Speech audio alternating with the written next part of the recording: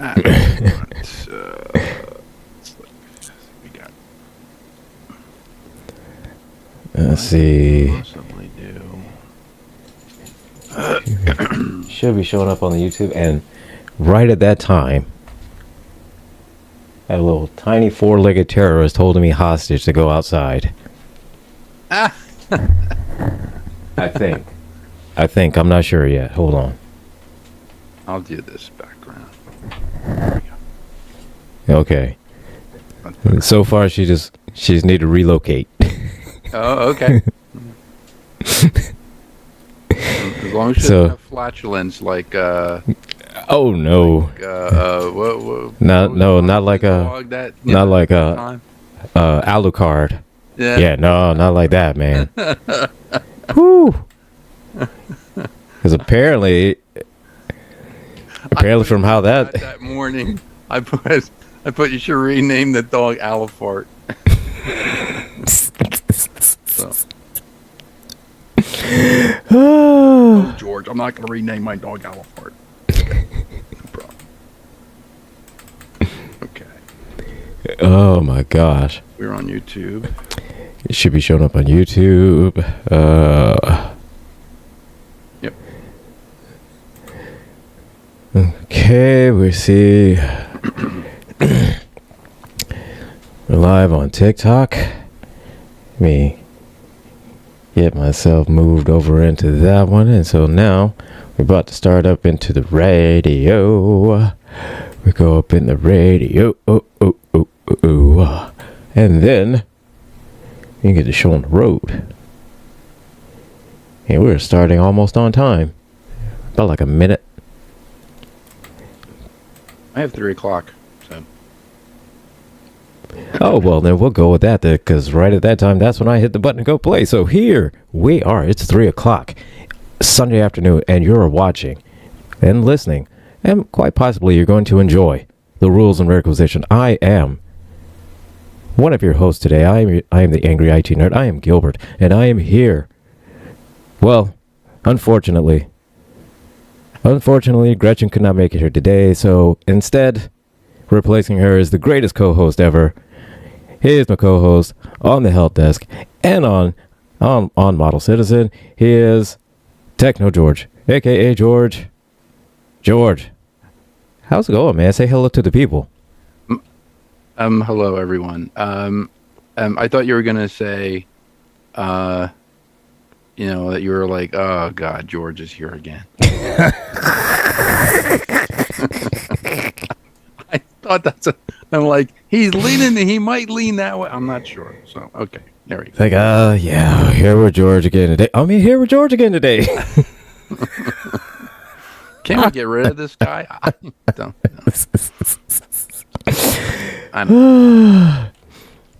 know. So, we are here. We're talking. What is today? We're talking. I forgot what we're talking. We're talking Obsession. 13th episode of the second season of Star Trek, the original series. The original series, Obsession. Obsession, yes. Yes.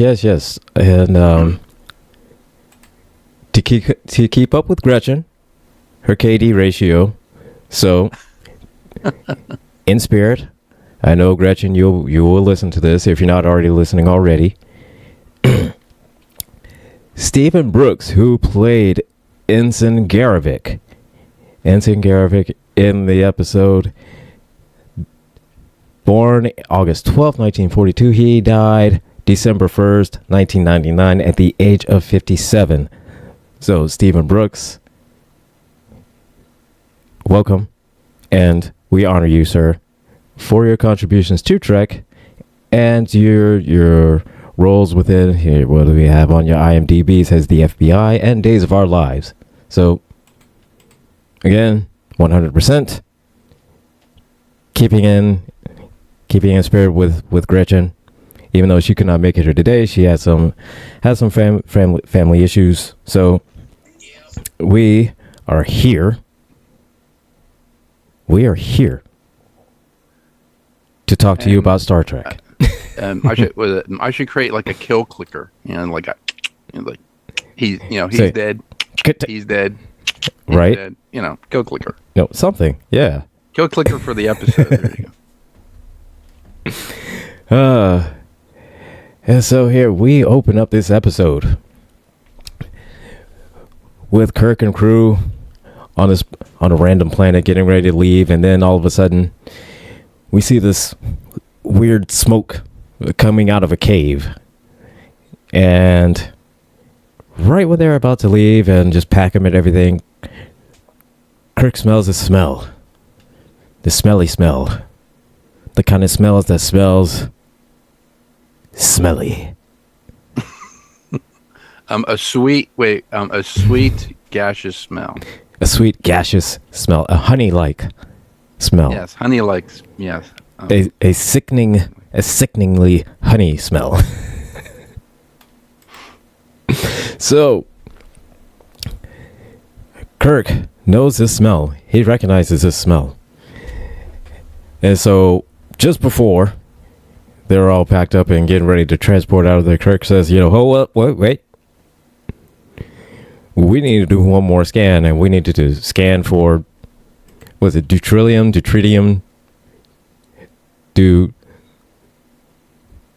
Deuteronomy, Deuteronomy ding dong. One of those. One of these things. Could be on the periodic table. We don't know. One of them could be. Not sure which one. Deuteronomy. Okay, all right. So wait a minute. I'm trying to. Okay, I think I remember this episode. So apparently Kirk was, a young ensign on the U.S.S. Farragut. Yes. And that's where they encountered this entity before. And now he has encountered it again. Yeah, essentially this is his white whale, but it's a white cloud. So I don't know if it'd be like Moby Dick or Moby Cumulus. Or Moby Hemoglobin. Or Moby Cumulus. Moby Cumulus, yeah. I'm not sure which one it would be, but yeah. Kirk has encountered this entity before, and while he's there, he's scanning the planet and wanting to,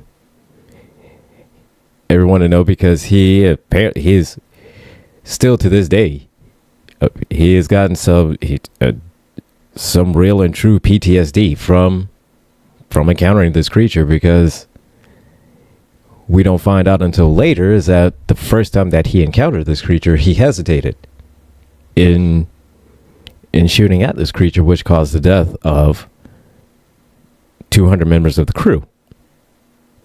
And he's been carrying around all of that guilt for all these years. And so now he sees it, he knows what it is.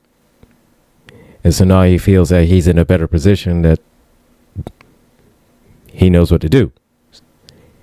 Right. So they're scanning. Everybody's scanning. Spock is calling BS on the whole thing. McCoy's calling BS. They're saying that he's starting to get obsessed. They need to leave because they have this shipment of medicine and drugs and everything that needs to go to they're meeting another ship to drop those off, and because there are millions of people need this medicine. Yeah. This important mission, they got to go. So Spock is like, hey man, we got to go. Bones is like, hey man, we got to go. And Kirk is like, nah, son. Nah. We got to stay here. They had to deliver an antiviral for Theta 7 to the U.S.S. Yorktown. You listen to me, you get you miss all the details. Yeah. That's why George is here. Go. That's why George. That's why George is here to fill in the details. Oh, sorry. Okay. Because I'm bad at filling in details. Hey, Jay Thomas. No, Gretchen had some had a family emergency she had to take care of, so she is not here today with us. So again, Kirk is here, and he is he's obsessed with destroying this cloud. You know, this white cloud. Has no clue what this cloud is, where it comes from, you know, what's going on with it. You know, nobody knows. We don't know. It's just a random space thing. Just a random space thing you're going to. Yes. The cloud basically finds its way onto the Enterprise, I believe. Goes through the ventilation system, I believe. Yes. Finds a way through into the vents, and it gets away into the Enterprise, and then it causes, and that's then hilarity ensues. You know, that's when all of the proverbial shit hits the fan, so to speak, you know. And moment. Bing bing. Oh, well, see. Swear jar clicker. Death clicker. Well, see, that was not covered in that. We only covered the F-bombs. Oh, sorry. It's only F-bombs. Okay. Yes. Okay. All right. So all right. I got you. So you're trying to make me pay more, man. I already owe money. I already owe already, man. Why are you trying to make me pay more? Sorry. Like, I know, look here, man. I know you're trying to make a profit here, but look here, man. I'm not Thomas, all right?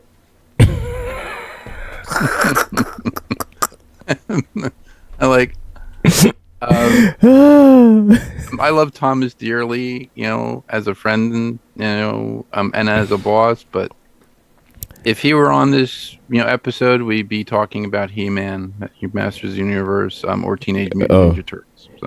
No. He's on Marvel What If, so we'd be talking about Marvel What If today. Okay, there we go. Yeah. Okay. Yeah, last time I mistakenly asked him on the wrong day. We should have had him on the He-Man day instead of the Ninja Turtle day. That was my bad. I made the wrong judgment call.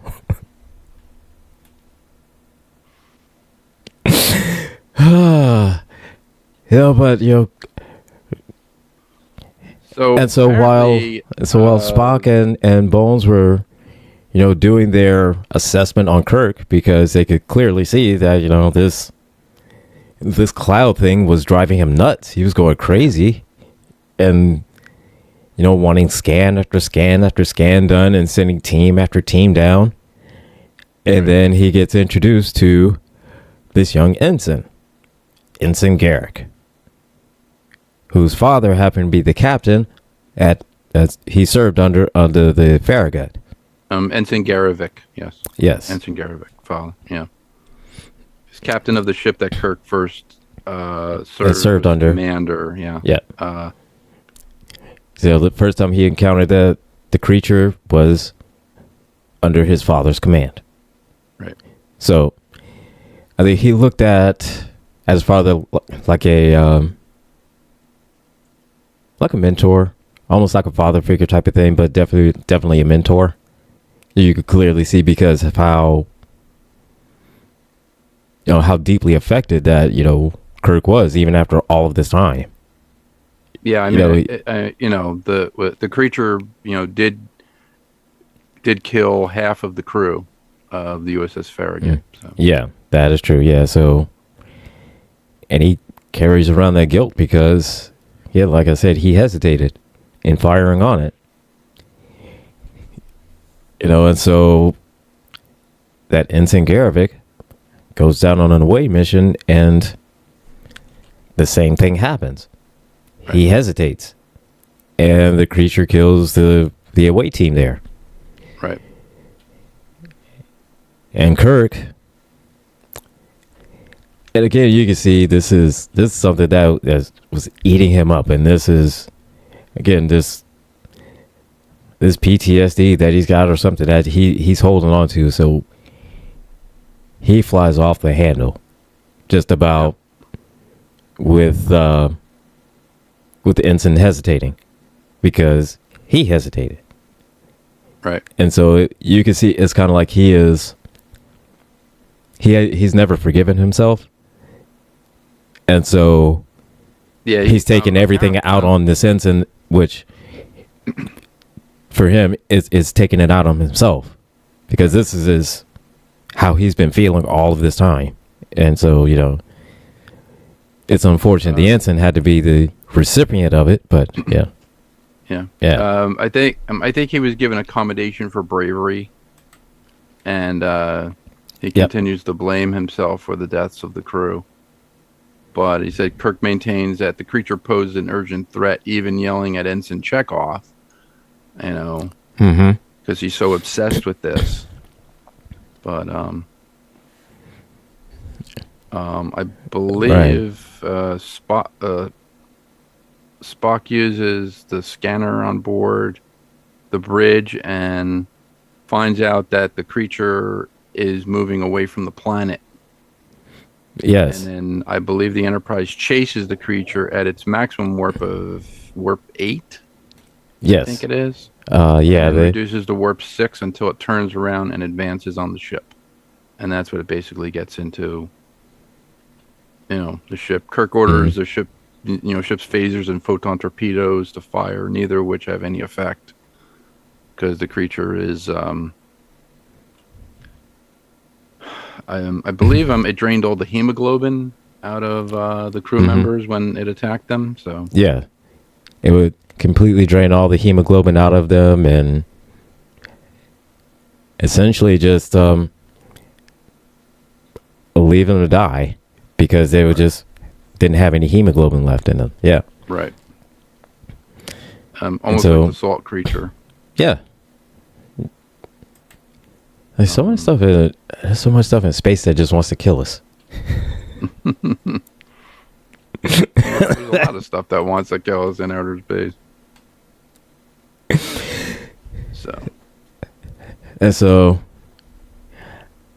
And here's the thing. The thing about it is that, all right, here's this cloud creature, just doing its thing, not bothering anybody, just doing this cloud creature thing, sucking hemoglobin out of everybody.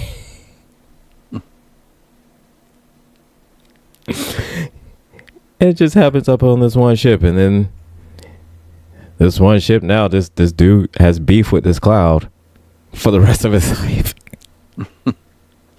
It's like, man. And the cloud's just wondering, it's like, what I do? Right, exactly, Phoenix. Cloud's got to eat too. So, here he is. He just Cloud doing a Cloud thing, in Cloud space. Just doing Cloud stuff.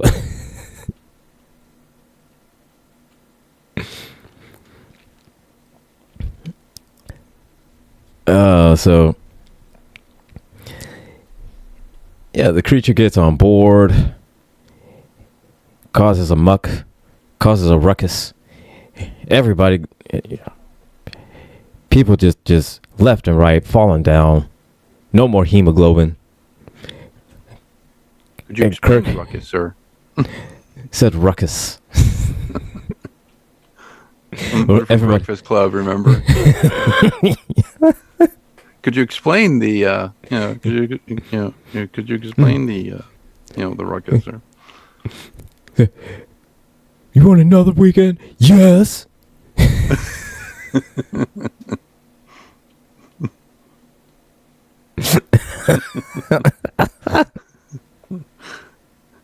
So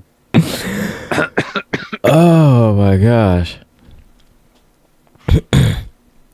And so as the creature is running amok and is causing such a ruckus on board, Kirk and crew and everything and everybody, they deal with it, and then Kirk finally comes to deal with all of all of the everything he has been carrying around, all of the guilt, and he's been carrying for all those years of feeling that he got half of the crew killed because he hesitated. Right. But then come to find out is that all the weapons they have don't work. Just have absolutely zero effect on it. So then Kirk realizes that, there was nothing I could have done. Yeah. So now you can start to see, now he's starting to forgive himself, because now he sees that even now, with everything being more advanced than it was then, we have nothing that we could have fought against it. So yeah, I think there's an exchange between him and Garavik where he says, I'm sorry that I hesitated, sir, and he goes, you know what, I hesitated then, but you know what, there would be no change. I think because I remember him saying, no change. Yeah, there'd be no change in it. If I hesitated then or you hesitated now, phasers are not going to do it. Photon torpedoes are not going to do it. No. It couldn't even stand. I mean, the creature couldn't even. It actually passed through the Enterprise's shields grid and got into, the ship. Yeah, just through the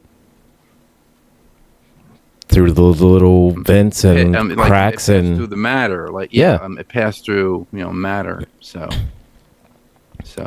yeah. But I think I remember I remember them getting the plasma. They got like blood plasma that McCoy created, and they created some sort of an antimatter bomb, and they put it. They put it. It was like in a little, like a jar thing. Well, with like a. Yeah, like a little magnetic, like a little dispersive, or whatever. Yeah, yeah, like a little dispersive, explosive. Bomb. But yeah, I forget where did they put it on a planet? I don't. Yeah, remember. they went because for whatever reason, I think apparently Kirk had some kind of. I'm not sure if it's like some kind of telepathic, instinctive type of communication back and forth with it, or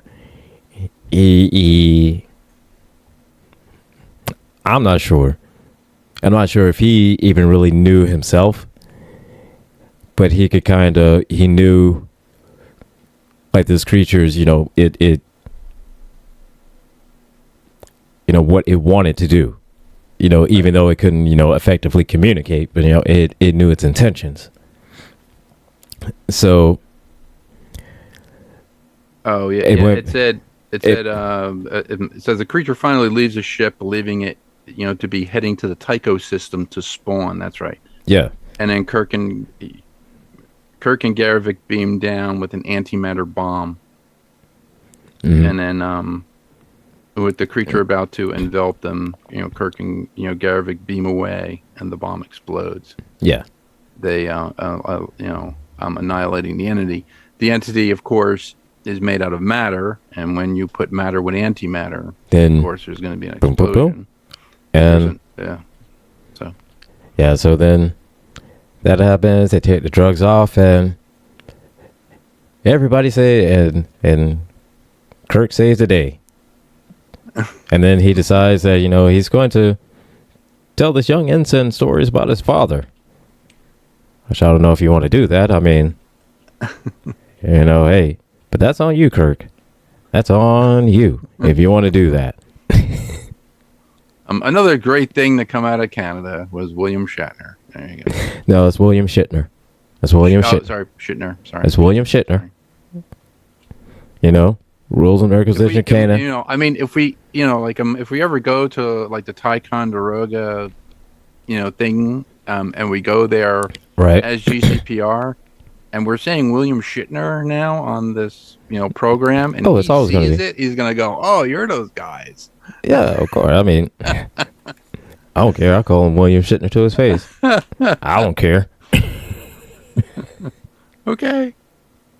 But Phoenix, yeah, Spock saved the day because the cloud tried to Assimilate his bloodstream, No. but they couldn't because he has The cloud tried copper in his to- blood. the cloud tried to suck on Spock, but it couldn't. Yes, he tried that. But the vampire, but the vampire cloud could not drain Spock, or at least Spock left a bad taste in his mouth. But otherwise, it would have straight up gone on a. That cloud was hungry, man. The cloud was hungry. The cloud was gonna. A cloud looked at the Enterprise and said, "Oh, Meals on Wheels." Fast food. Warp drive, fast food. Right. Love that fast food. He said, I'm getting it to go.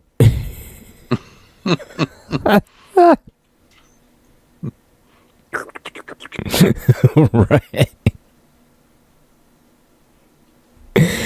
Oh my gosh. But yeah, overall, I mean,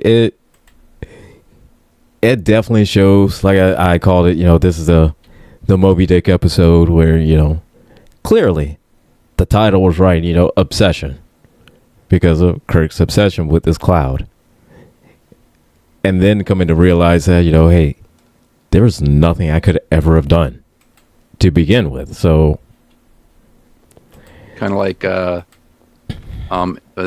in First Contact when Lily goes into Picard's ready room and he's retuning the phaser rifle and she goes, hey, Captain Ahab has to hunt as well, right. And Picard says this is not about revenge, this is about securing the future of humanity. Bullshit. Right. Yeah. So we see that throughout we see throughout all the Trek, like Star Trek. Yeah, a lot of Trek. Yeah, and then and you see while Kirk's feeling was right, that this cloud, while gone unchecked, it could kill millions, billions, trillions of people, right? And especially since it's now it's going to spawn and there's going to be more of them, right? Yeah. So destroy it. Yeah. So while we understood Kirk's feeling on it, but at the same time, you're it's like you're going way too overboard, like a little bit too far with. I mean, yes, it's important. We need to destroy this cloud, but we got to take this medicine over to these people because this medicine, these drugs have a shelf life, and we've got to get them there now. Constraint. There's always like a secondary time constraint on Star Trek. It's like, well, we have to get this to these people or they're going to die. But wait a minute, we have this. So there's always those, there's always like those two conflicting things there that, like, like the Klingons are going to attack, or we went too much into the neutral zone or something, like we went too far into the neutral zone or something like that. Yeah, I know. Yeah. So it's always something. It's always something where you got to be two places at once, but you don't only have time to. With Warp 10, you could possibly do that. With Transwarp, you could be, in all places at the same time. Yeah, if you had Discovery, you had the spore drive on Discovery, then yeah, you could pop in, pop out, pop in, pack, The spore, just keep going back and forth. The spore drive with Jet Reno, that was great. Like going, Jet Reno, school, but it still gets you there. Like going, that's great if you want to, Like if you want to use mushrooms, you know, to get you across the galaxy. Oh my god, yeah. It was Oh, let's see. This is in the chat, YouTube chat. Jackson said, as you guys, I'm guessing you said did see the live the other day with Tim Russ, yeah, actor who played Tuvok on Voyager. No, I didn't see it. I didn't even know. I didn't even know there was a live that was going on that Tim Russ was even on it. Oh, I didn't even know that. And here I am. I'm supposed to be a Star Trek fan. I didn't even know any of that. What's wrong with me? Oh my god. I dropped the ball on that one. I definitely dropped the ball on that one. So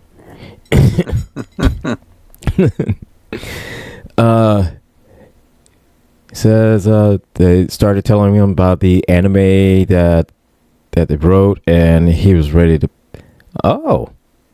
he's ready to pay to have it animated. Awesome, yeah. Because I mean, if he's offering to do something like that, then yeah, obviously he loved the script. I mean, otherwise he'd be like, oh well, that's nice, and just kept it moving. But if he's actually willing to put up some money for it, then yeah, he thinks it's good. I don't know if I told you. I was talking to Steve Warnick. Yeah. I think Helios is finished. I believe he's just trying to find a distributor. So yes, he needs to come back. Yes. And tell, and like release those so that you can. So yeah, you need to. So Steve, you need to come back, man. Yeah. Steve, you need to come back.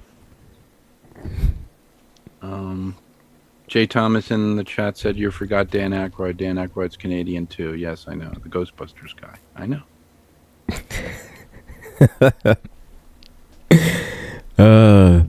Yeah, the Ghostbusters.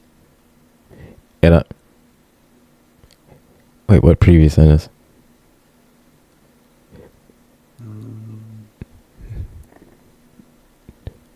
Wait, what? What? I'm trying to figure out what Jay Thomas meant by the previous sentence not making sense. Oh, everything leave my name alone when I hear it other places. Here's the thing, my name is so rare.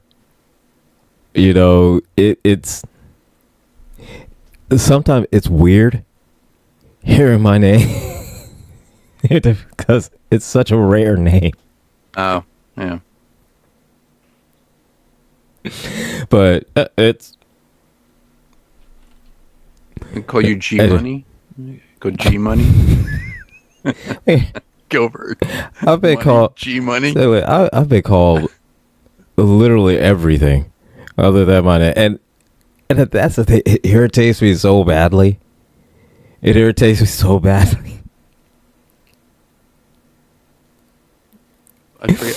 forget what. You know, so whether she goes, are you doing Model Citizen with who's she mispronounced her name. I said no, it's Gilbert, and she goes, oh my god, and I was like,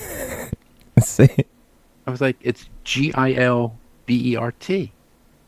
Gilbert, and she said, so what did I say? And I was like, you said something. I was like, what? Who the hell are you talking about? Like, so that it was like, honestly, I would put it like this. It hasn't been for like the past 5 years now. People have addressed me by my name, which is like, you know, relieving for me, because for like literally for like almost past before that, like 20 years beforehand, literally everybody called me everything except for my name. And I would get so heated with everyone about that. And I got just so many arguments, so many fights about it.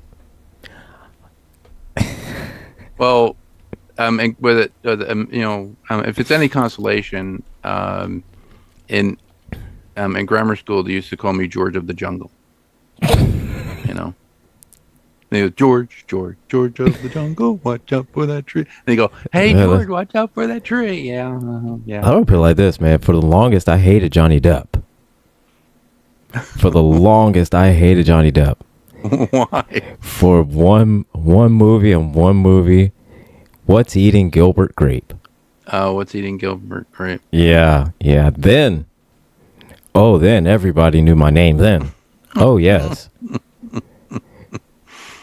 Mm-hmm. So then angry is better.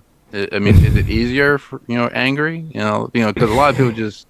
Well, see, that's call you by your nickname. the culmination of all that. That's where the angry comes from. Got it. Now, it's like... So it's like, yeah. It's kind of like asking Mark Myers about the third model. It's like, what the hell is that all about? And he goes, well, it's da-da-da-da-da-da. And I'm like, we got it now. Okay, I got it. Now I know what it's called, the third model. It's like I could Gilbert Grape guy. It's like I could laugh about it now, but then, oh my god, nah. I hated Johnny for the longest. I hated Johnny Depp because of that damn movie. We'll just have to call you G Money. There you go, G Money. Like from I kept getting that from what's that movie? Oh my gosh. Give me a plot, I'll give you a name.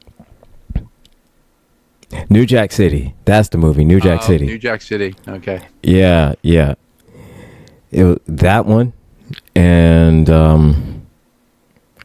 oh my gosh, there was another one. There was another movie that they use a G Money like that, and every time some variation of G comes out, somebody does G Money from Iron Fist. Like the series Iron Fist from, I remember that. So I would say pretty much from about when I was about 20 to roughly about 42, 43. Mm-hmm. Yeah, nobody called me by my name. No one. Not even my mom. My mom still to this day does not call me by my name. Now, when she wants me to, she's trying to get my attention, then, oh, yeah, she knows how to pronounce my name then. Yeah. Yeah. Until then, my mom, no. Well, it would be your first name, your middle name, and your last name when she gets angry. Then she knows your name. Oh, yeah. Go, George Joseph Dyer. Oh, yeah. So yeah. My name. Okay. Then, oh, yeah. Yeah, then, yeah.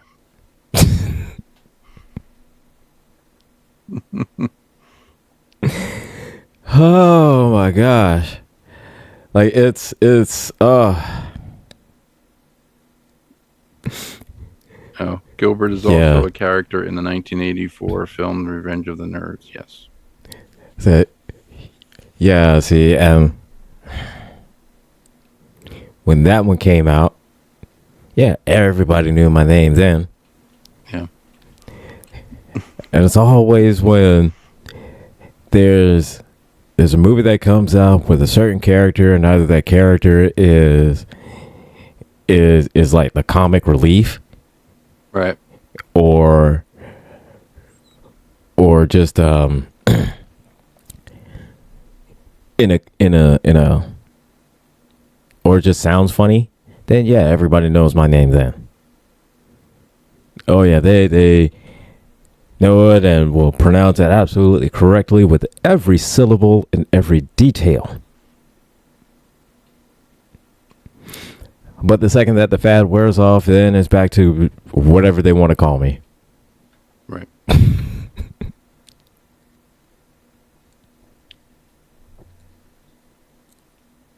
So it's like a bittersweet thing for me. Whenever something comes out that's popular with with a character that is like the bumbling idiot, but has the same name as me. Right. So it is what it is. George of the Jungle. So it is what it is. Oh. I sent you something through text for the Black Beauty. I use these things a lot. They're called Molotow. They're liquid chrome paint, but they're markers. Okay. They make it in a like an airbrushable thing, but it's like so nice. Like if you put that over, like if you paint something black and then you put the chrome over it. Yeah, yeah. It dries like a mirror finish. I got something like this. I mean, it not exactly. I got something like, but it's all silver. But it looks like like if you're doing the chrome parts on the Black Beauty and you cut off a piece that exposes black to it, you can actually replace that chrome. Oh, yeah. Oh, this is nice. Yeah, I'm going to have to bookmark this. Yeah. That is definitely going to have to bookmark that. Because, that. Expensive, but well worth it, I must say. So. That's the problem with the good paints. The good paint is really expensive.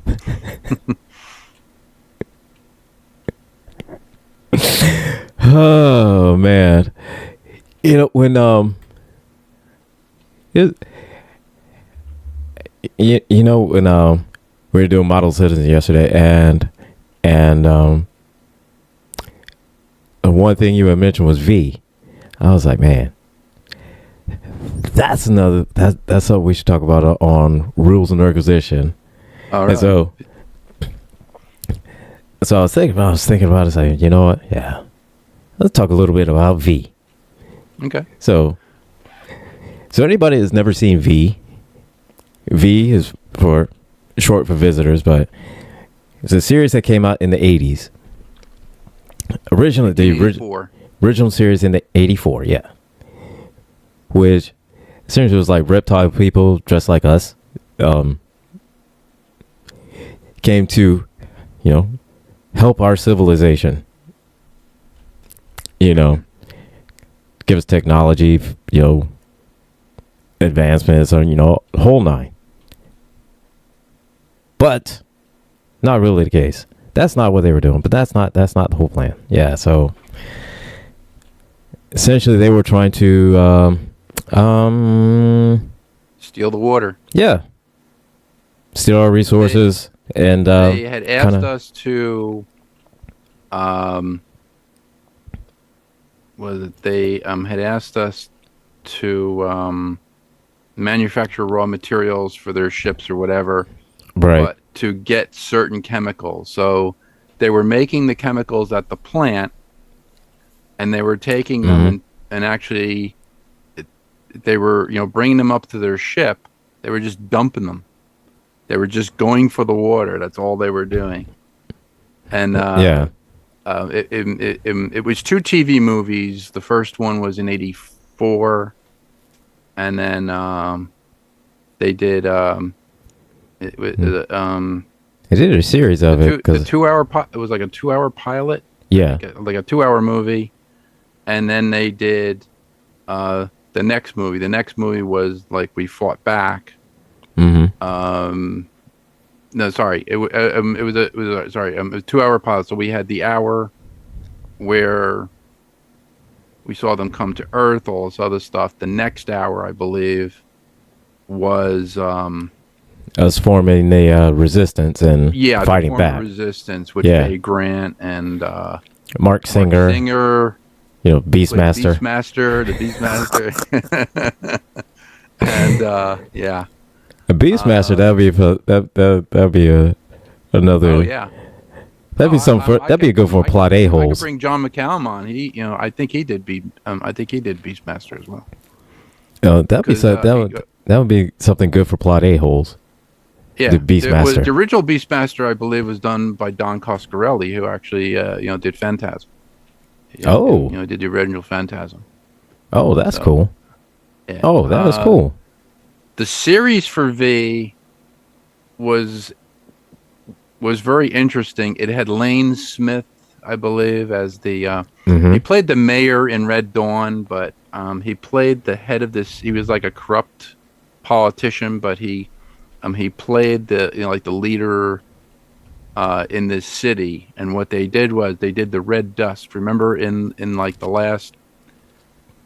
Because they did, I'm sorry, they did 2 TV movies. They did a 2 hour movie, Mm-hmm. then they did a 1 hour movie, I think. And then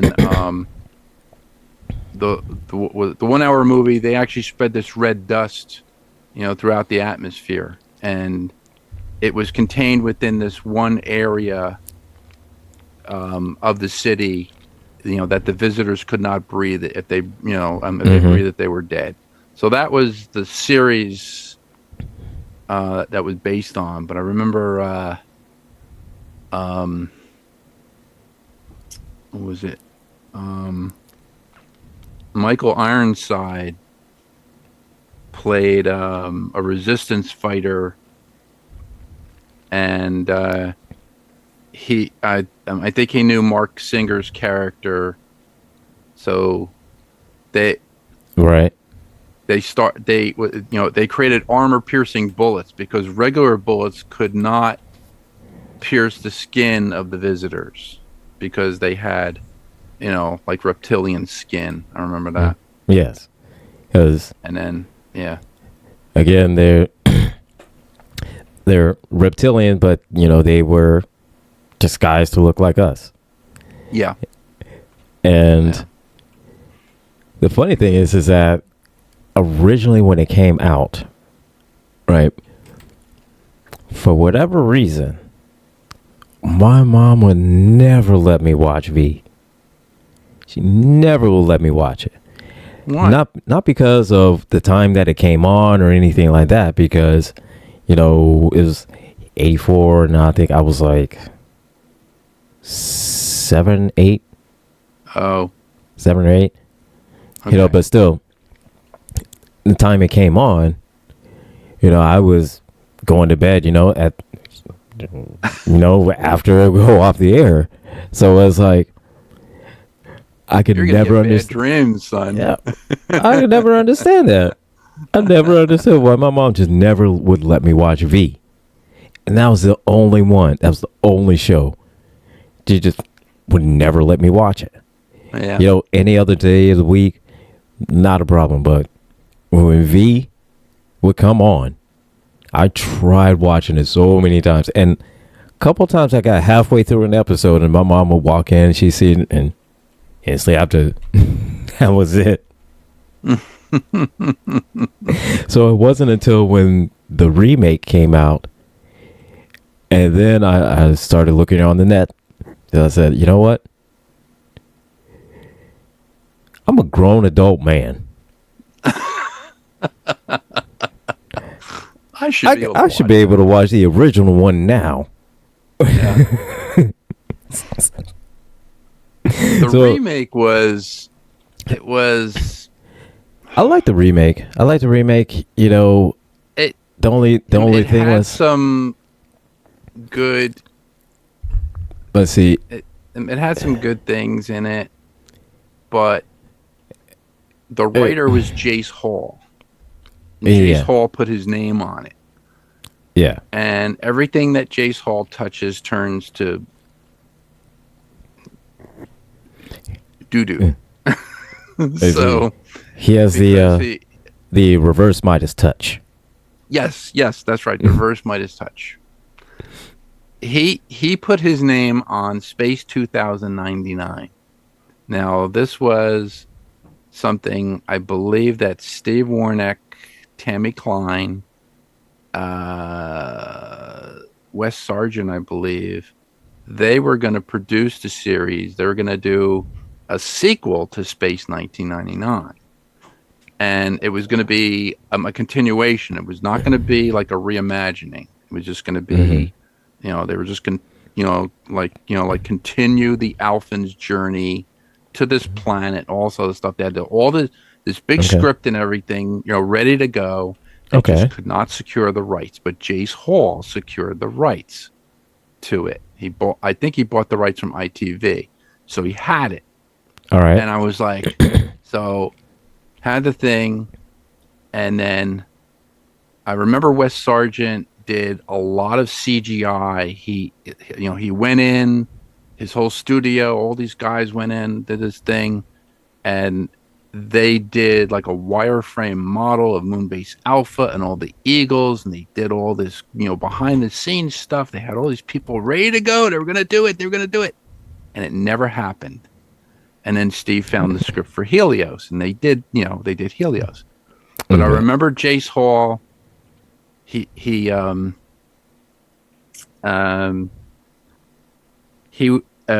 was answering questions on the internet. There's a thing on Facebook about it, Space 2099. I remember that.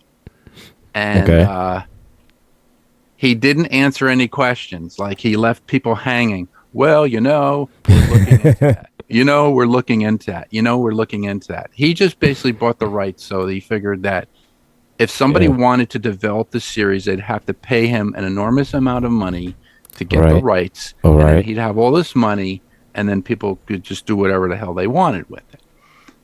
And that's why I didn't like the second, or the remake of V. I just didn't like it. It was very contrived. I was like, I mean, the original in '84 is good because we had never seen anything like that before. Yeah. We had seen invasion stories. Stuff. But invasion stories. Yeah, but nothing like V ever before. Yeah. Right. Yeah, and and it was like, it was. I mean, it came out on a Sunday night. I remember it was Channel 4. It was NBC at 8:00, and I'm watching this thing. I'm like, this is really good. I said, this would be a really cool series. When they made the series was like, it was. I mean, it was. The series was done. I think the movies were done by Kenneth Johnson. Kenneth Johnson wrote a lot of those stories. He also did this series. I used to watch, a lot of the Kenneth Johnson series. He wrote this series. It was 3. There were like 3 stories, or 3 different story arcs in one episode. I forget what the series was called, but one was kind of like the Phantom Empire, like Gene Autry, and like the Radio Ranch, the Phantom Empire. One was called the Phantom Empire. Another one was like a vampire story with vampires, and the other one, I forget what the other one was, but it was this episodic TV tale, and I was like, this is really good. It's like, and then they just never continued it, and then all of a sudden, V came out in '84, and I was like, wow, I was like, oh, this is written by Kenneth Johnson. I was like, okay, this is good. And it was. Yes. It was very good. Yeah. The characters really, cared about the characters. That I think they had Jane Badler as Diana. She was the believe so, because she was like the head of. She was like the queen, the queen of all of them. Yeah. And oh my gosh, hang on, I got a doggy. All right, doggy dog. Tiny terrorist that is holding me hostage to go outside. All right. Let's see. Jane Badler. Yes. I'm going to look this up right now. Jane.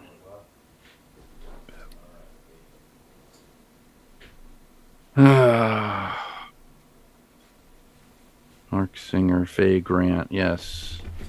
Stephen Haynes, June Chadwick.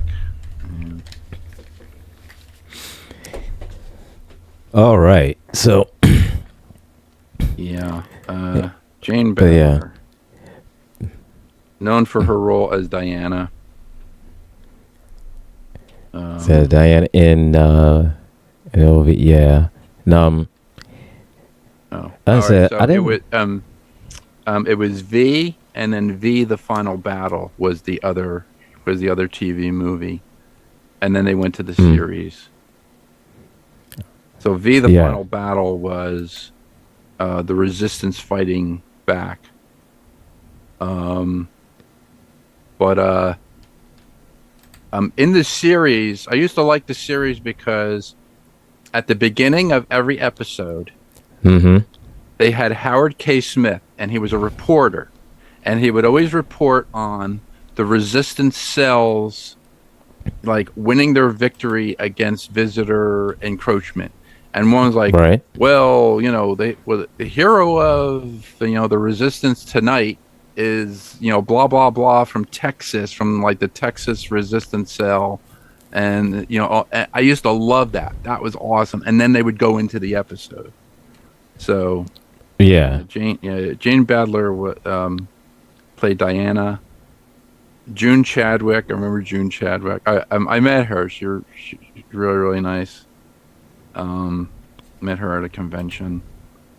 June Chadwick. But Faye Grant, Mark Singer.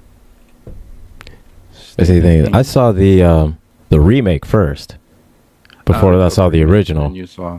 Okay. Yeah, I saw the remake first, and what I like the remake. The thing is that the thing is about it is that because Diana came back, it didn't seem like it was a remake, but more like a continuation of it, of the original one. But Yeah. then when I saw the original, I was like, I like the original one better, but if I'm remembering correctly, the way that it ended, the way it ended, it shouldn't have ended with any kind of continuation. Right. Like, if I remember because that, in the series they had Diana, and then they introduced Charles. mm-hmm, yeah, I believe who was played by Riegert. I can't think of his name. yeah. Let me see. Charles. But they had Charles and Diana because Charles and Diana. Duncan Rieger. Yeah, that's it. Yes. Duncan Rieger. And they they had that, and then June Chadwick played Lydia, I believe. Yeah, Lydia. Yeah. Yeah. It would. Like I said, I like the remake. I liked because visually, it looked amazing. Oh yeah. Not gonna lie, it looked amazing, especially when there was the one scene in which you saw their engine room, and you saw like the actual engine itself, and Right. and just kind of seeing that. So visually, Ships- absolutely The ships amazing. weren't flying saucers in the second one. Remember the ships? They kind of look like alligator heads. That's what Yes. I remember. Yeah. And I was like, that was really cool. That I thought was really cool. Now that was a nice touch. Yeah. To make it give it a more reptilian look to it. Yeah. Right. And I was like, okay. So I mean, it kind of looked like the front of the Battlestar Galactica a little bit, like 1978 version. And I was like, okay, that's a pretty cool. That's a good touch. Yeah, absolutely. Yeah. I remember Morena Balkan, I believe, was mother. Yeah, she was. The kid was involved with the blonde girl who was the reptilian, but he didn't know.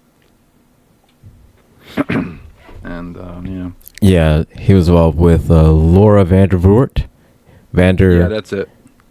I'm not sure if that's how you pronounce her last name, Vandervoort or Vandervoort. But yeah, I just played, and I tiny terrorist holding me hostage, wanting to come back in. I'll be right back. Laura Vandervoort. Yeah, that's it. Wow. So, yeah. V, the final battle. Wow. Gotta wait for Angry to come back. Let's see. Laura Vandervoort. Spawn. Oh, my goodness.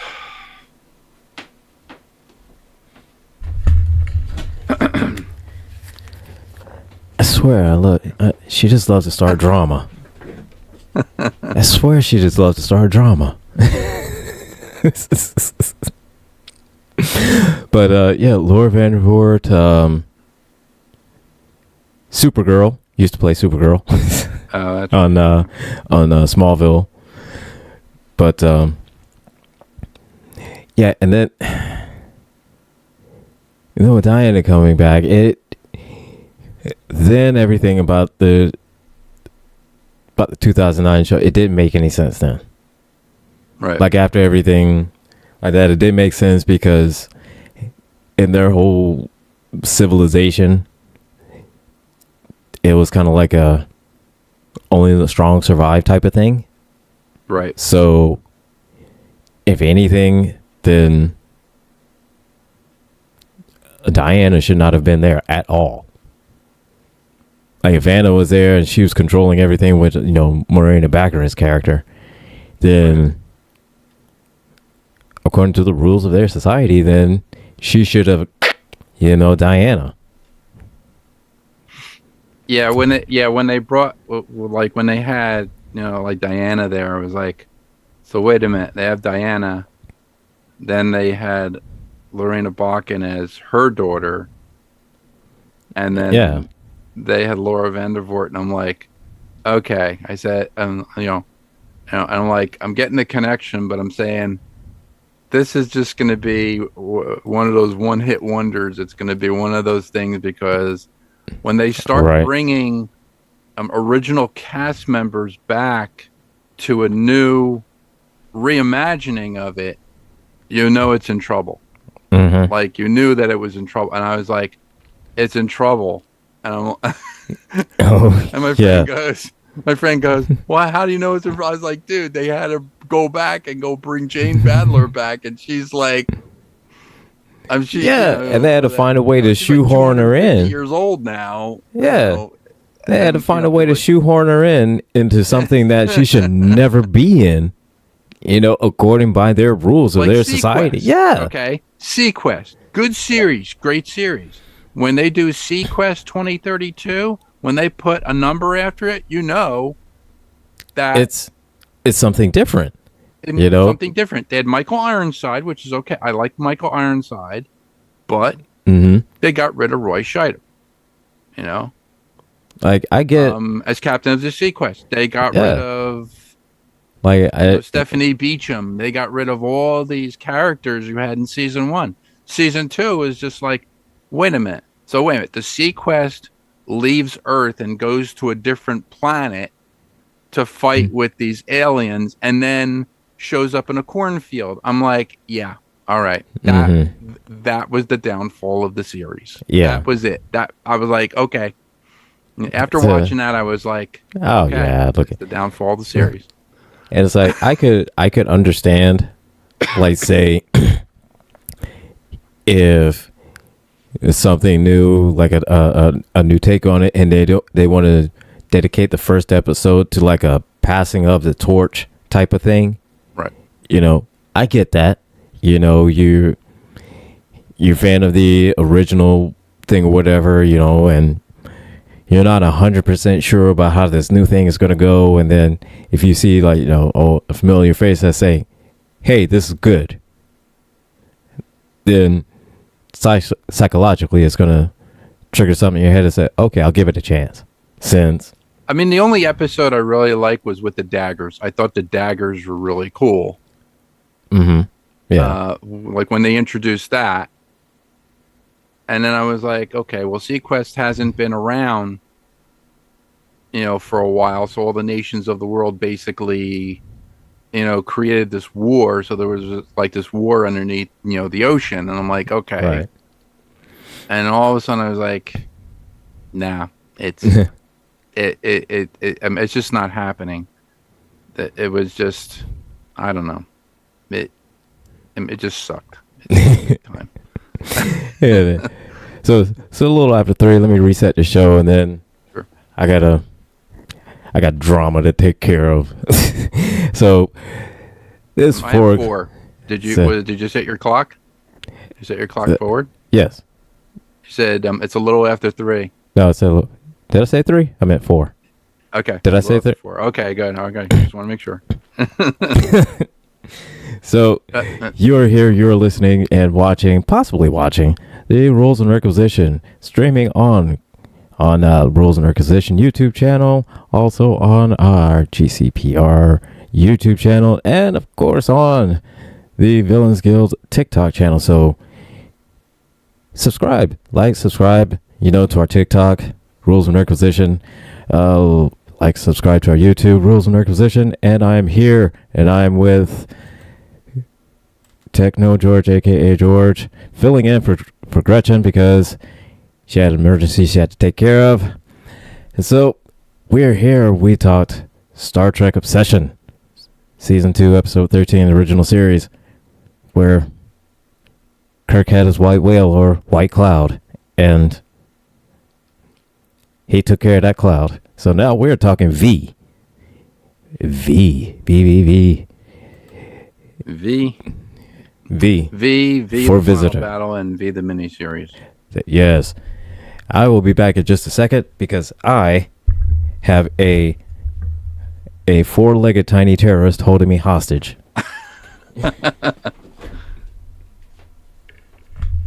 So anybody in the chat who has watched V or any of the new ones, send me your questions. Send me the pain. So let's find out here. Trying to get this here. All right, so what are you doing? What are we doing? What are we doing? Okay. So no, it is not time yet. Stop. Okay. I'll find a spot, cop a squat, and wait for Daddy to finish up, okay? All right.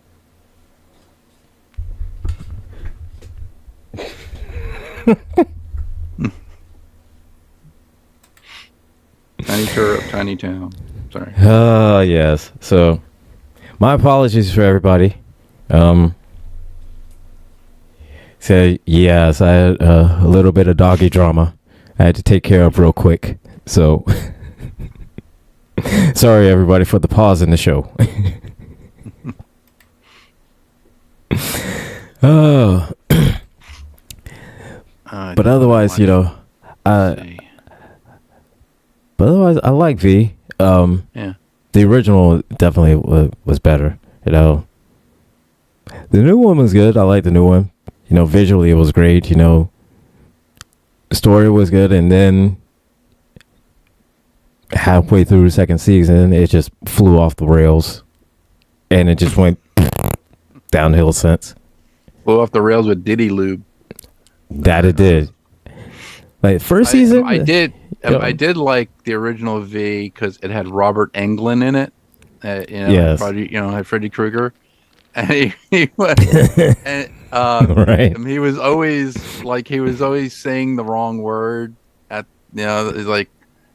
oh, she has a pornographic memory. It's a photographic memory, Willie. And in the beginning when he was Yes. he was supposed to go to I forget he was supposed to go to Venezuela, I think it was, or something like that, but then he showed up in California and he goes I am just what? He goes, no, I am just. And they're going, just what? She goes, oh, are you lost? Yes, lost. I'm sorry. That's what I remember. Oh yeah. Oh my But God. Yeah. he did, he did that in the series too, which was really cool. I forgot about that. Yeah. Like Oh certain man. words, yeah. Oh, but overall, good show. Though. Great show. Yeah, it was a Yeah. good show. I said the first season of the and this of the new one. First season, nope, good, really good. That's really good. You know, and it was kind of gave you that really kind of updated retelling of the original one. Just of how they arrived, their intentions, and how they interacted with people. Even showing how they questioned, Right. everything, and just how the reporters and how the one reporter established contact, a main point of contact with Anna, and Hmm. and it gave that whole thing that okay, yeah, this is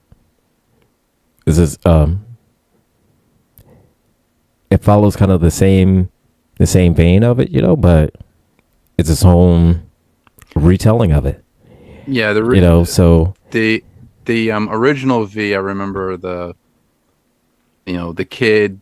Was it he was living with his Jewish grandfather, his family, and stuff like that, and he became like hmm a Nazi. Like he became like one of the SS troopers. So right. yeah, was it he was able that he turned was it he turned in his family, you know. I remember that because his family were scientists. His father and his mother, they were scientists, and I remember they went to I think they went hmm to like a dinner party for one of their neighbors, and they were trying to get as much information about I forget what his name was. Was his name Michael? I forget the the guy. I think it was Michael. yeah, Mike, was it Mike Donovan? Yeah. Yeah. No, no, no. It was Mike Oh, Donovan. It was one of the visitors. oh, Um, oh, oh. the I can't think of in his oh I can't think of his name. Anyway, it was a visitor, and every time he passed by the bird cage, the bird just went nuts, like inside the hmm bird cage. And they say, like going, he has this effect on the bird, like the bird just went crazy, you know. And Right. they were just wondering about that, but um, in V the Final Battle, Diana would put people into like this reconditioning machine on the ship, like hmm some of the reporters, Right. who were against the visitors, and I think they put Faye Grant in there. I can't think of her name. Julie, Yep. Julie, Julia Parrish. yeah, because she Yeah.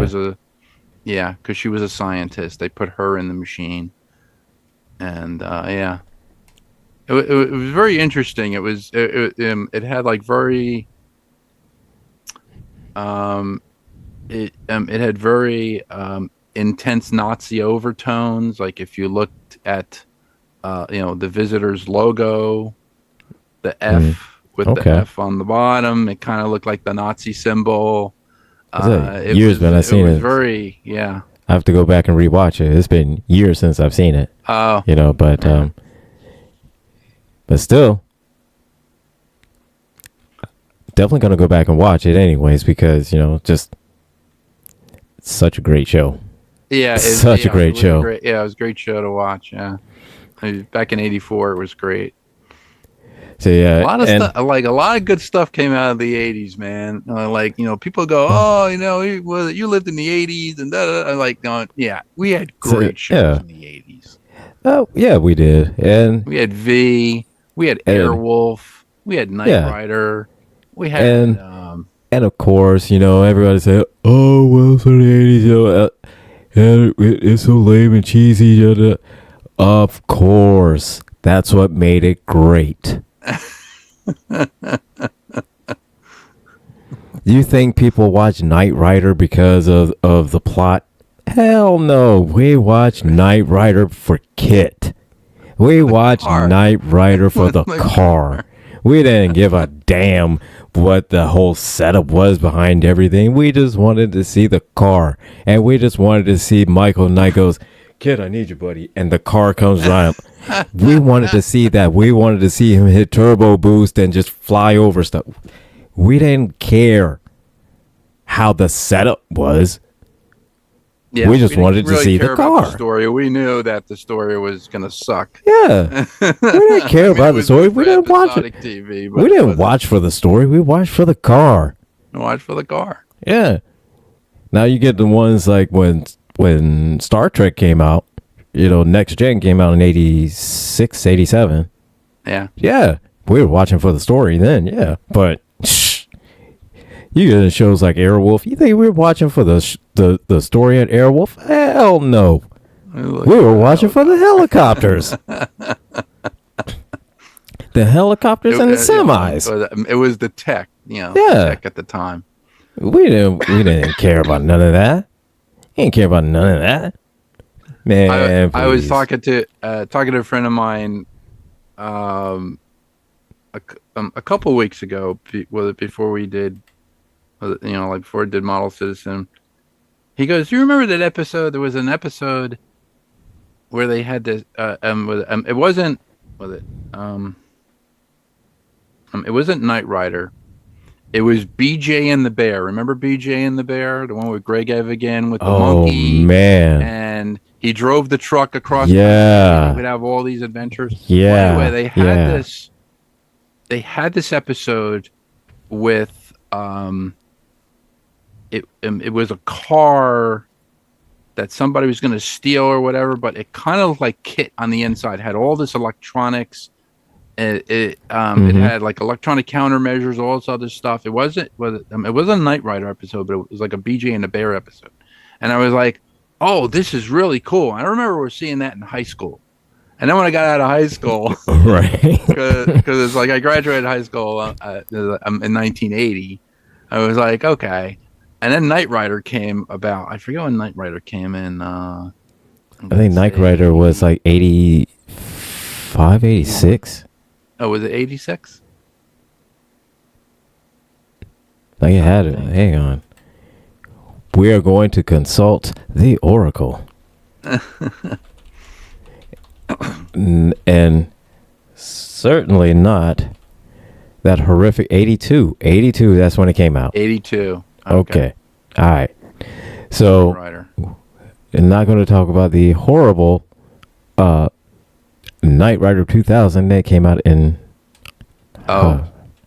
The one that came out in the 90s. Oh, the Knight Rider was... Oh, God.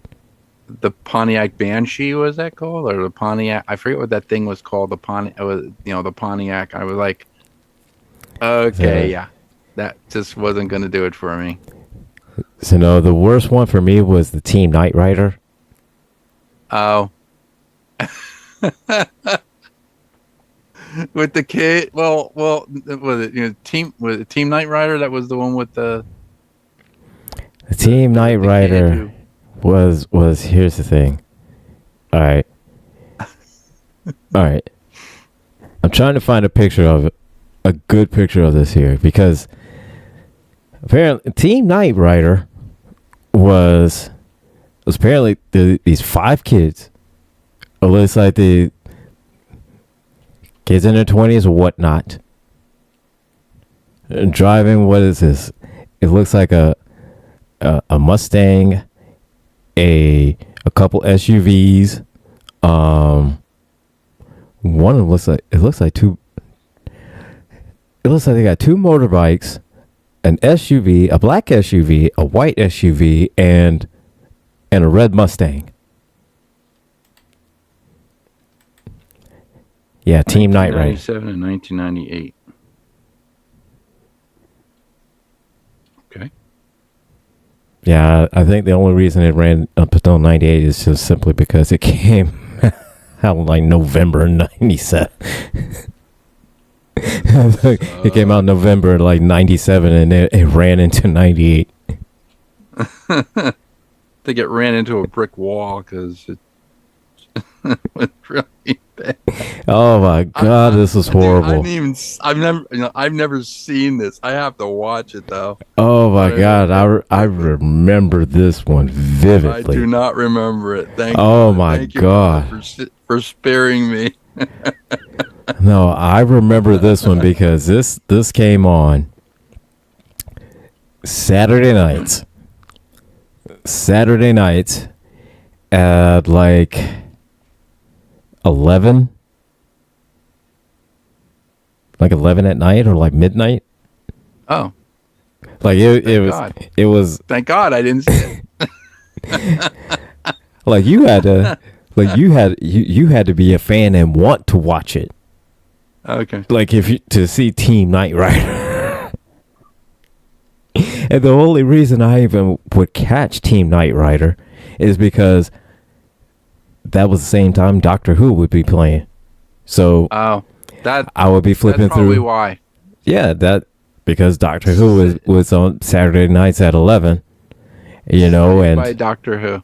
yeah, that's the only reason why I know about Team Knight Rider, because I'm flipping through channels and and getting to the channel for Doctor Who, and I see Team Knight Rider. I'm like, the hell is this? And I used to watch Cobra. Was it? You remember Cobra? The one with the car. oh my God, I remember, but I don't think I've never seen it though. It had this guy who was like a driver. He was driver for a crime syndicate, and he crashed with. He was doing. He was a thief, so like they were all thieves, and he was driving this thing.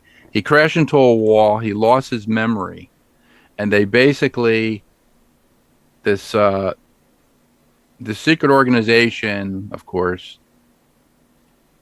took him out of the hospital, and they restored his memory somewhat, but they basically recruited him to drive Cobra, and Cobra was this it was like this futuristic car. It was a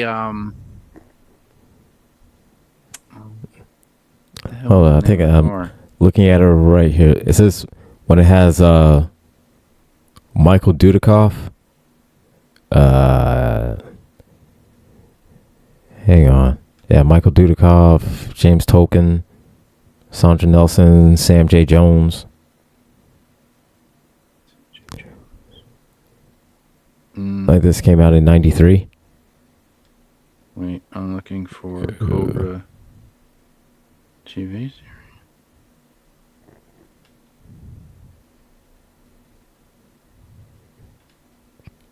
Trying to But find yeah, it here. that's what it looks like. Not sure. Because there's so many Cobra series. It's like one that the movie. Oh, no, that's not the one. It was it called Cobra? I forget what it was.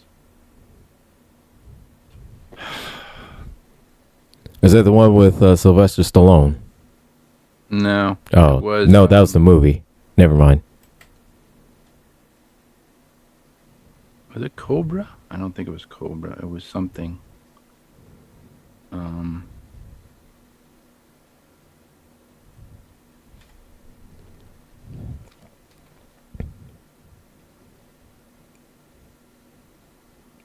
No, it wasn't Cobra. Then it wasn't Cobra then. But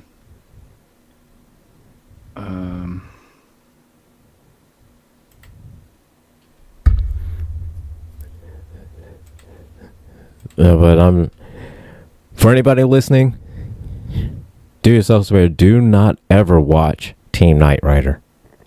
That is that if there is only one thing that I can say that anybody will ever listen to and it's just one thing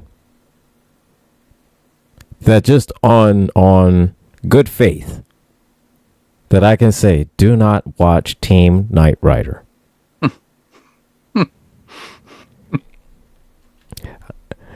In a grand total, I think I've watched perhaps maybe like 2 episodes, maybe 3. Yeah, I need that time back. I need that time back. I mean, I know it's only like 2.5 hours, but I need that time back. I need that time back.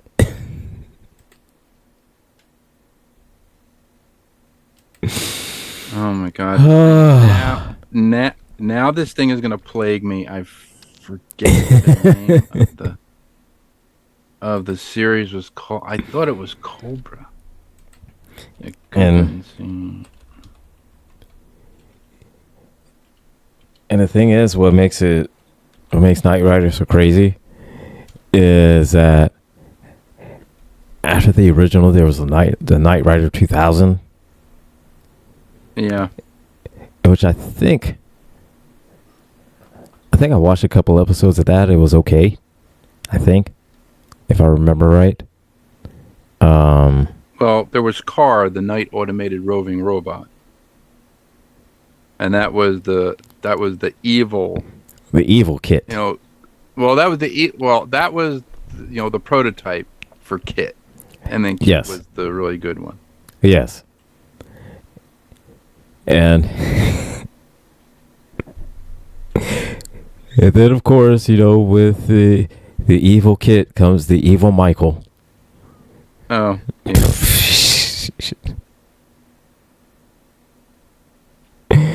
The Garth and Goliath, along with Carr, and I could never understand this. I didn't understand it then. I understand it now. Is you had Michael Knight and you had Kit, right? And you had Darth, whatever, Darth, and Carr. Oh yeah. So they drove the truck, which was called Goliath. Remember? Yeah, he drove Goliath. It had the same. But it had like the same, like molecularly bonded shell as Kit or something like that. Yeah. Missiles on the top. I was like, so okay. The only thing I always wonder is that why didn't Garth ever work with Carr? Like I get, Carr didn't want to be driven or anything like that. Okay, but you mean to tell me not once that Garth tried to reach out and say, "Hey man, I don't like him. You don't like Kit. So how about me and you work together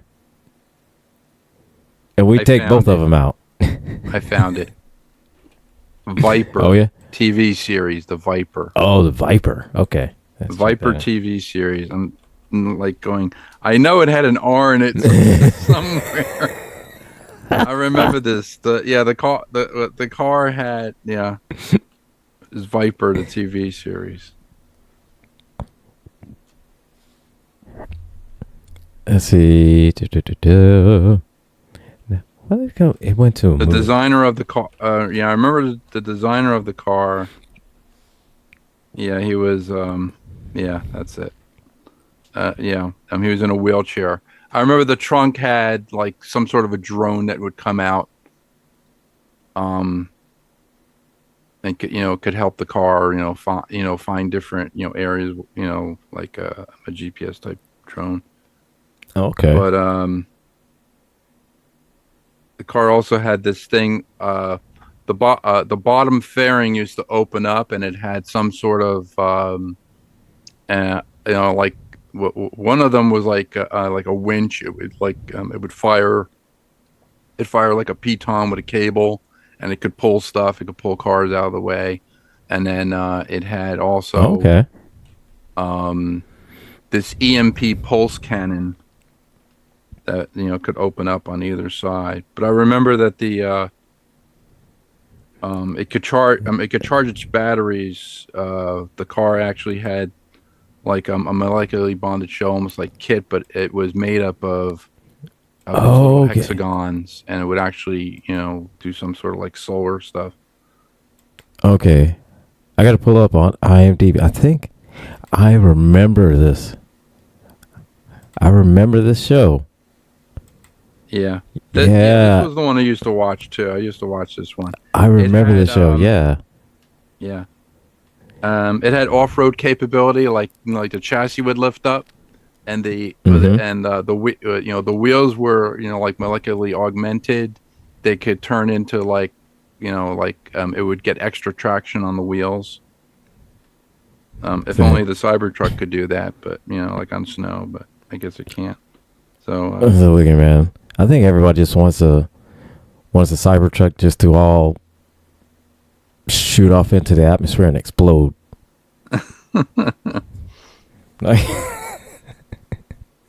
Don't try driving it into the ocean. Do not ever do that. So I think this is one of the shows that came out like same time as like like Knight Rider 2000, Knight Rider 2010. Yeah. Like what's this one here? Oh my god, Renegade. Oh my god, Renegade. Oh my god. Mullets and earrings. There you go. That is straight up 90s cheese right there. That is pure 90s. If anybody ever wanted to see what the actual 90s was like, yeah, watch the show Renegade.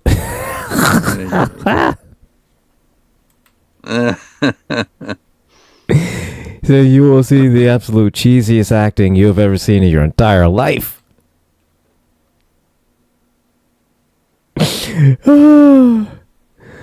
With Lorenzo Lamas. Lorenzo Lamas with the big hair and the earring. Yeah, the earring. And again, no, I think it was the other guy. And again, this is one of those shows where nobody watched it for the plot. Women only watched it because Lorenzo Lamas, and that was it. Yeah. And here's the thing, and I don't even think I don't think said. Look, I think the only audience that this show ever had was like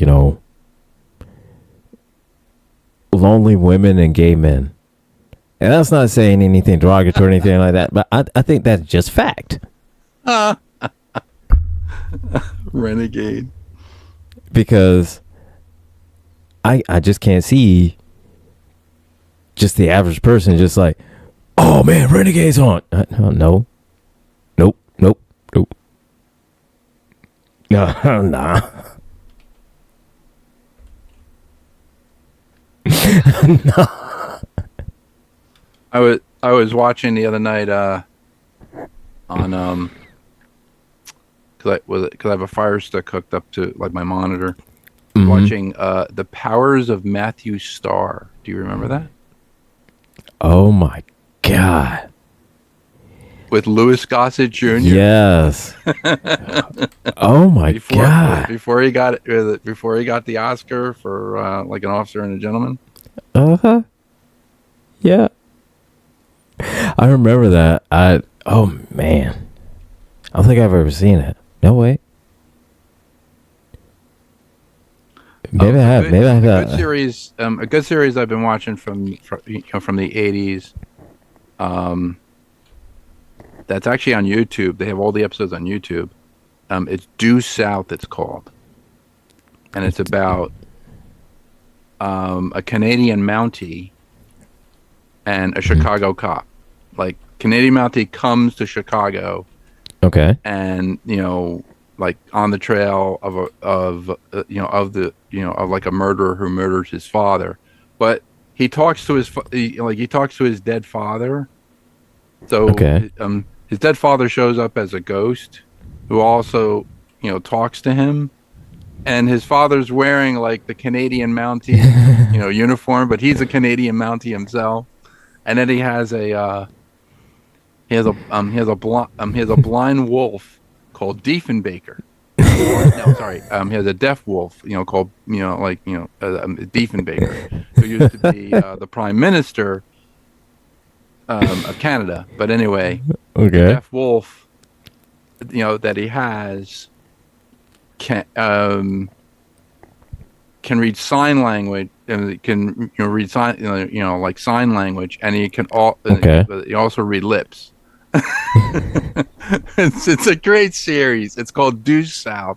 Gotta see it. You have to check out like the first episode, and then you'll be it's a good cop, and it's like a good cop buddy like a good cop buddy show. I used to watch that back in the 80s. I'm looking at the IMDb on it right now, so yeah, I'm gonna have to check this out because this looks entertaining. This looks very entertaining.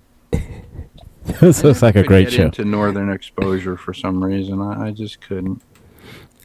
Forever Night looked pretty good. 3 seasons of Forever Night. It's about a guy who was a vampire, but he was a cop. He was like cop, I believe, in Chicago, but he was a vampire. So he had these, he has the other friends who were vampires.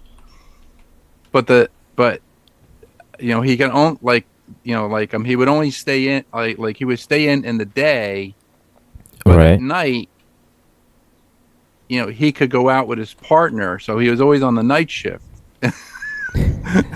Like in the day, like if there was a crime, he always had to wait till nighttime because he would burn up in the sun. Right. And the funniest episode. I mean, it wasn't supposed to be funny, but the funniest episode was when he's in court. And he's in night court, and all of a sudden the sun starts to creep in. To like through the window underneath the blind to where he's sitting in like in like the witness stand, and he's like trying to move away from the sun so he doesn't burn up. Oh my god, it was just Forever Night. Oh my god, yeah, I gotta check that one out. There was this he's saying that there was a show, I want to say it was in like the early 90s of Dracula, and it was descendants of Van Helsing that they were hunting Dracula, and in this telling of it that Dracula, of course, he was a businessman, but he didn't go by Dracula, but his his alias was Alexander Lucard. A. Lucard, was his initials. Alexander. It sounds familiar. Alexander Lucard is all I can remember, that, and he was Dracula, and it was a whole series of them essentially, trying to make sure that he is actually Dracula, instead of just like some dude obsessed with Dracula. I think I remember this. Dracula the series. It's called Dracula the series, I believe. Yeah, I think it was called 1991. Yeah, that's right. Yep. That's right. 2 children and their vampire hunting uncle go up against Dracula, reborn as a modern day businessman. I remember this. Yeah. Mm-hmm. Lucard. Yeah. Yeah. Alexander Lucard. I remember that one. Yeah. Because I was thinking to myself, I'm like, it's right there. Like, A. Lucard, Dracula. Like, how many people with the last name of Lucard? Well, that's like in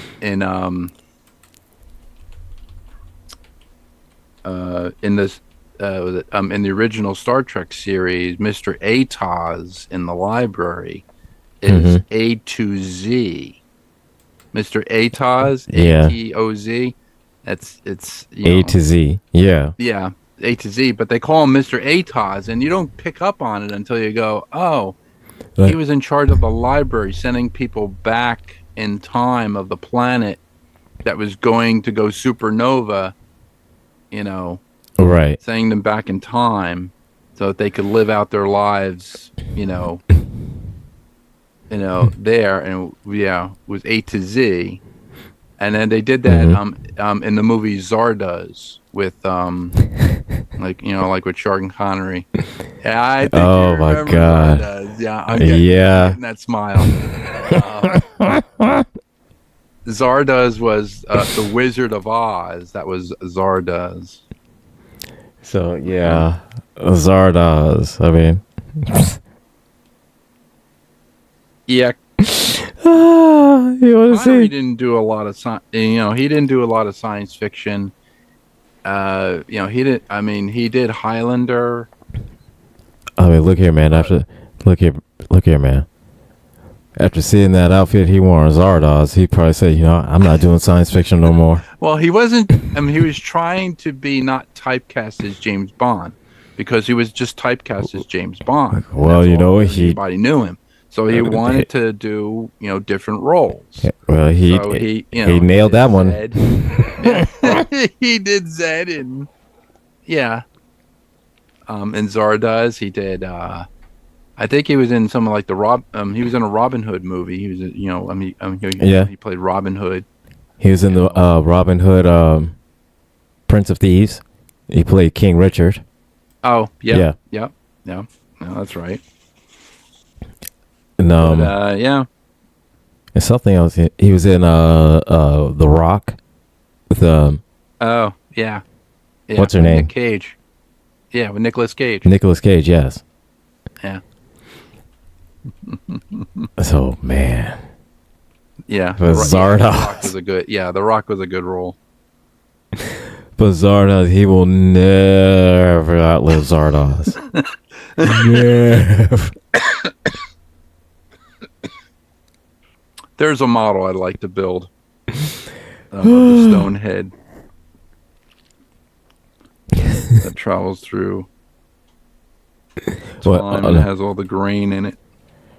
Oh, from Zardoz? Yeah. Oh, the penis my God. is evil and the gun is good. So, remember that.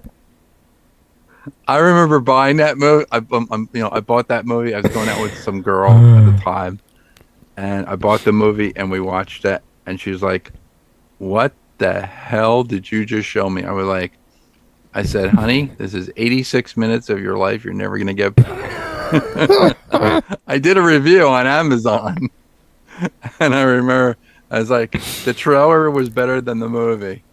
I was like, this is like watching the Golf Channel. I got 86. It was 88 minutes. I got 88 minutes of sleep. So bad. The only thing I remember about that damn movie is just that outfit. That's it. The red outfit with the high go-go boots. Yeah, I remember that. Yeah, like I don't know anything. I do not remember anything about that movie. Nothing. I remember nothing about it. Only that outfit. That's it.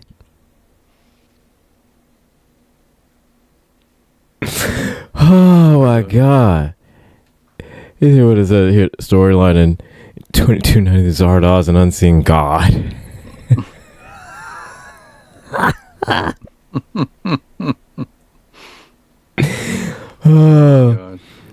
Yeah. It still kills me that Zardoz is Wizard of Oz. Yeah, Wizard of Oz, yeah. That's like Mr. Atos in the library. Oh my God, but yeah, I couldn't tell you anything about this movie. I've seen it. I could not tell you anything about it. It's very like the only thing I just remember telling you is that. it's very cerebral. It's a very like it's a movie that kind of makes you think. Like you have to watch it from the beginning, and you have to watch every bit of Oh it. yeah. And I'm like, but it was just so boring. I was like, oh, like Yeah, it's like imagine going to the movie theater and watching that because I mean that was shown in the theater. oh my god. Listen, The if best movie I ever saw in the movie theater as a kid was Mhm. Rollerball, the original Rollerball, because Okay. people were just cheering. I mean, it was like Rollerball was there in the theater. They were there, yeah. Like I was like, dude, it's like, holy, calm down, switch to decaf or something, man. It was really, oh really god. something. But yeah, But it was. I think the first one I remember seeing like that was Batman, 1989 Batman. Oh, 89 Batman. Yeah. Because during that time I didn't go see movies in the theater a lot. It had to be like a special occasion. Mhm. Birthday or a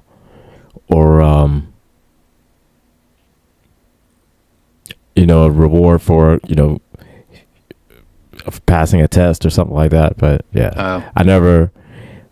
It wasn't like oh, we're going to see a movie this weekend and go to. No, it was like special occasion. Like in the theater, I've only seen as a kid. I've seen Who Framed Roger Rabbit, Batman, and Dick Tracy. oh, Dick Tracy. Yeah. That's a good movie. I remember I was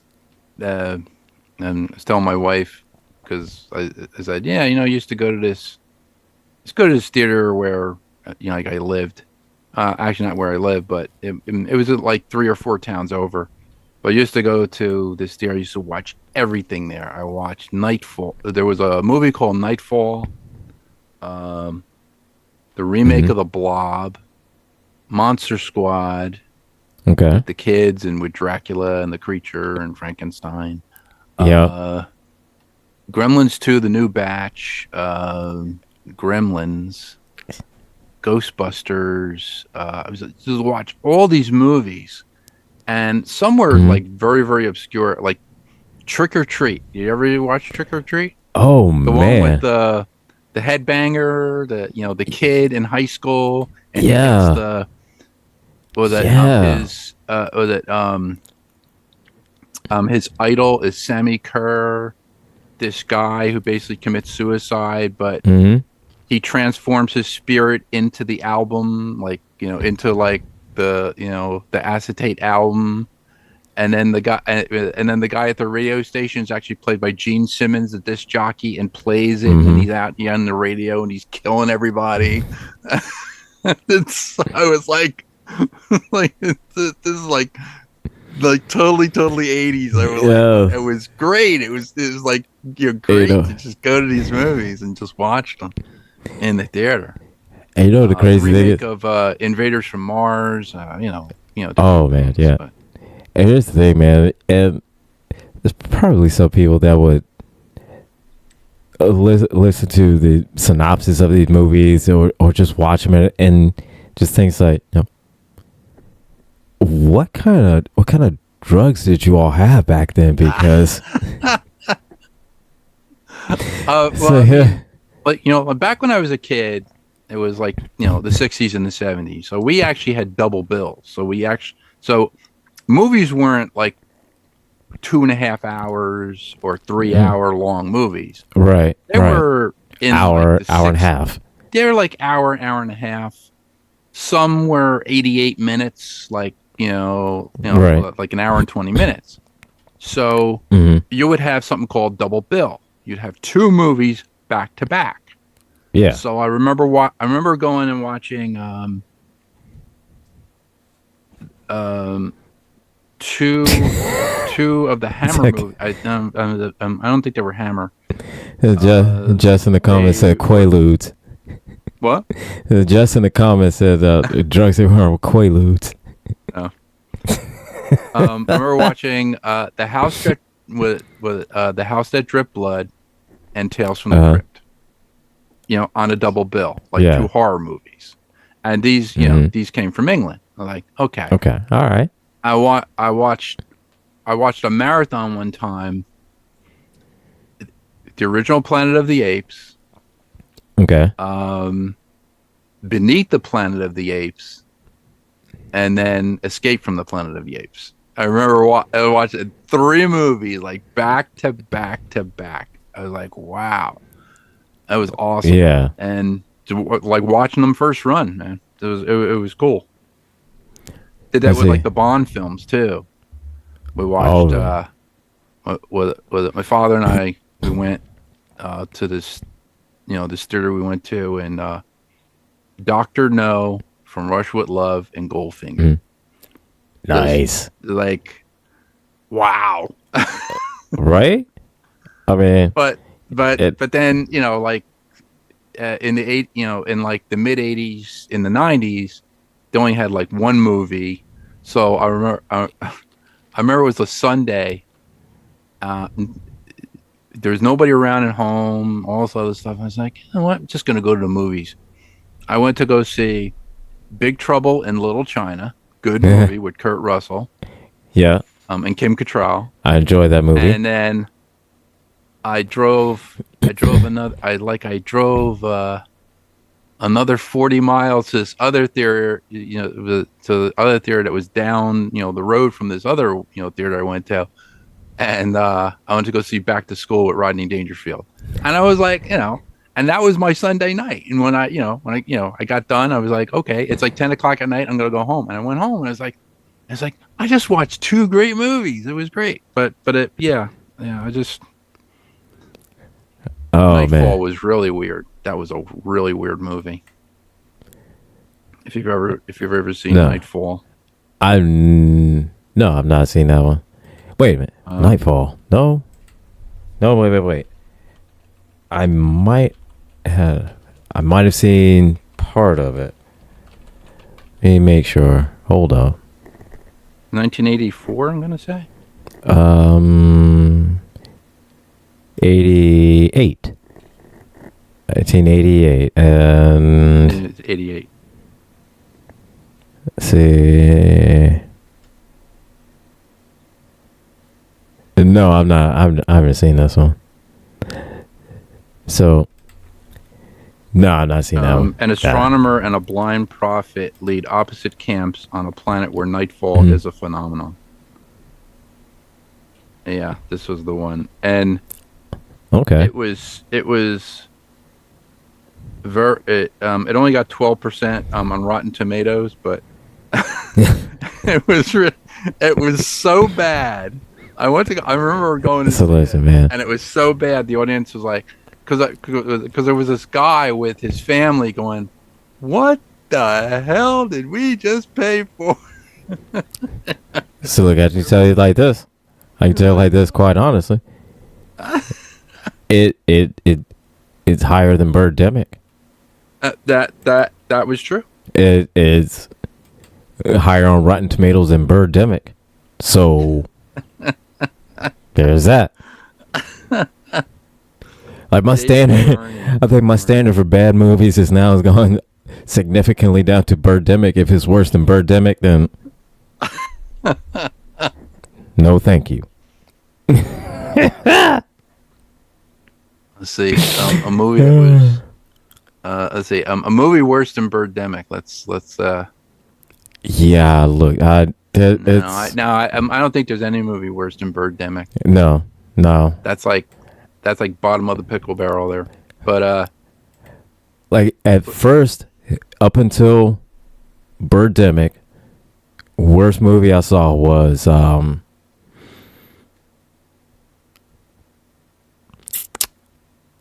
it's a toss up between the Roger Corman Fantastic Four. yeah, that one. The the Captain America, the 91, 92, whatever one, that Captain America movie that came out then in the 90s. Oh yeah, the one with Ned Beatty.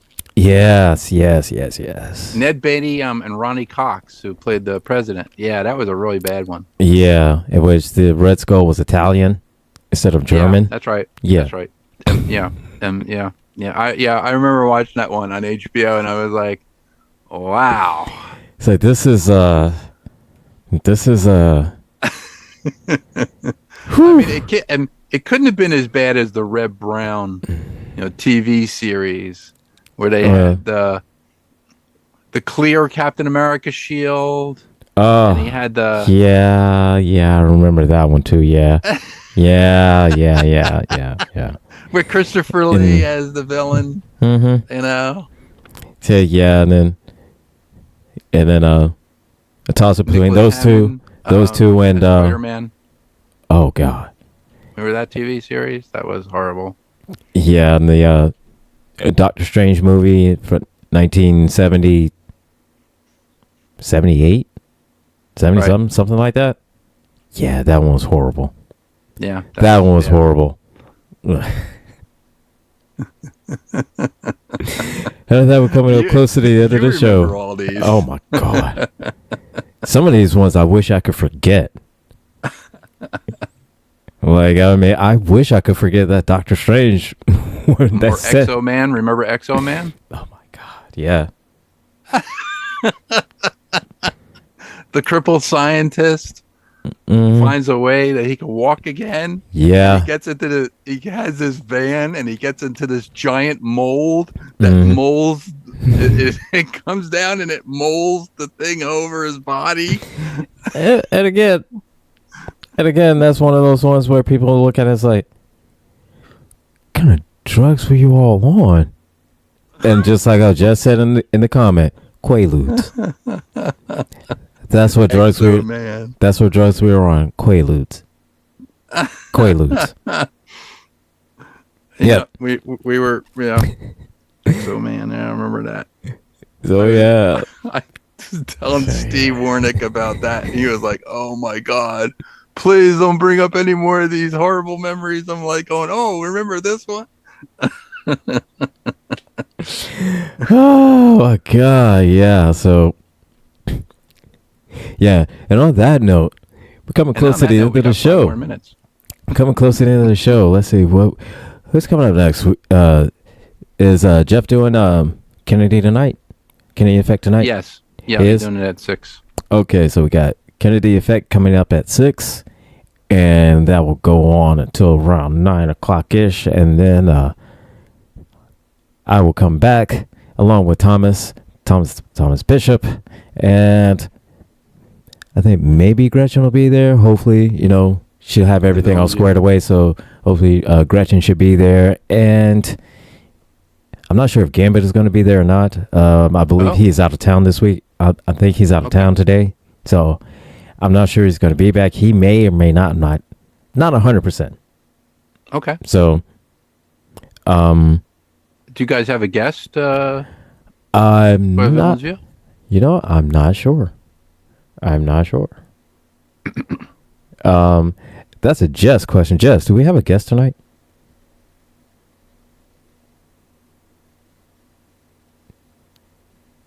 Jess, if you're still here, can you let us know? I don't know. Let's see. So,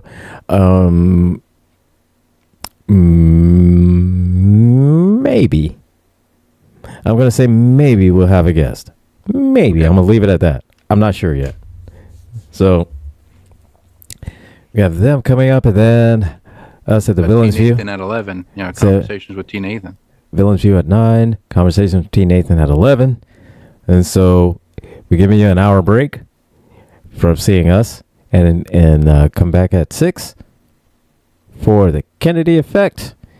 And so, you've been here watching and listening to us ramble on about everything nerdy. I'm very sorry. I'm not as exciting as Gretchen, but I try. Well, see, Gretchen's scary. and I think that people come to watch because they're scared because Gretchen's a ninja, you know. So you don't know what Gretchen could. You could just be walking down the street, and then all of a sudden you blink, and then you how Thomas would refer to you in the upper room, you know. She'll kill you, and then she'll go to work on you. Yeah. Like Ocean's 11. Right, and then because she's a ninja and everything's like quick and silent, you don't know when it's gonna happen. So she's scary. And I think people tune in. Gretchen's car would be the car, Yes. wouldn't it? Like Yeah. Oh yeah. Oh yeah. It would have it would have like the upside down cross hanging from the mirror. You're right. Right. Absolutely. So yeah, Gretchen's scary.